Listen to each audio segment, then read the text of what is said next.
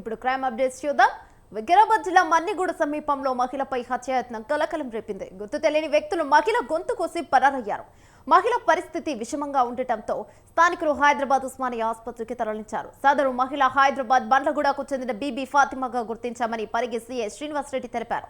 వికారాబాద్ వైపు నుండి నడుచుకుంటూ వచ్చే దృశ్యాలు స్థానిక సీసీ కెమెరాలో రికార్డ్ అయ్యాయన్నారు.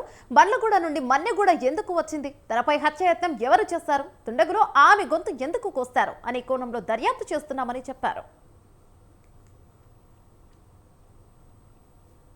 మన్నెగూడ గ్రామంలోని రాజు హోటల్ దగ్గర ఒక మహిళ పొద్దున 7 గంటల 16 నిమిషాలకు గొంతుకు ఒక గాయంతో వచ్చి ఇక్కడ ఉన్నదని మనకు ఈ హోటల్ యజమాని మాకు సమాచారం ఇవ్వగా మా పోలీస్ టీం వచ్చి చూసే వరకు నిజంగానే ఆమె గొంతు ఇంజరీతోనే ఉన్నది.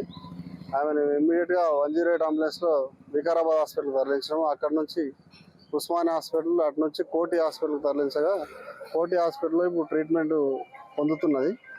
కోటి హాస్పిటల్ ట్రీట్మెంట్ పొందుతున్న క్రమంలో ఆమె పేరు బీబీ ఫాతిమా, బండ్లగూడెం, మాది హైదరాబాద్లోని బండ్లగూడ అని చెప్తుంది. మిగతా వివరాలు ఆమె చెప్పే పరిస్థితిలో లేదు.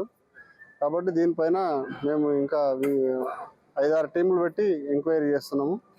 ఆమె స్టేట్మెంట్ రికార్డ్ చేయని కూడా పంపిస్తున్నాము. దీనికి సంబంధించి వాళ్ళ బంధువులు కానీ కుటుంబ సభ్యులు ఎవరైనా ఉంటే మన చనగంల ఎస్ఐ గారిని కానీ పరిగి సిఐ గారు కానీ సంప్రదించవాలని కోరుతున్నాం.